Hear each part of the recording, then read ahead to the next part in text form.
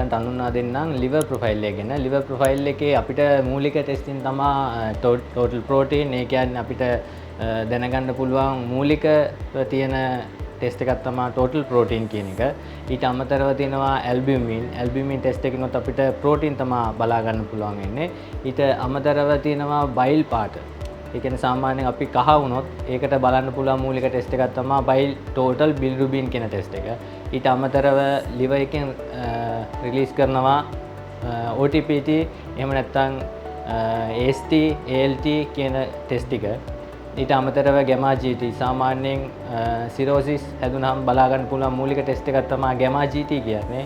ඊට අමතරව alkaline phosphatase වගේ මූලික පැරාමීටර්ස් ප්‍රමාණයක් අපිට අඳුන ගන්න පුළුවන් අපිට liver profile එකෙන්. ඒ කියන්නේ අක්මාව සම්බන්ධව අපි ගොඩක් දුරට නවලෝක care labs අපි දැනට analysis විදියට use කරන්නේ CT11 කියන machine එකේ අපි liver profile එක දැනට පාවිච්චි කරනවා. ඒ වගේ තමයි අපි මූලික ටෙස්ටිං ටික කරගෙන යන්නේ.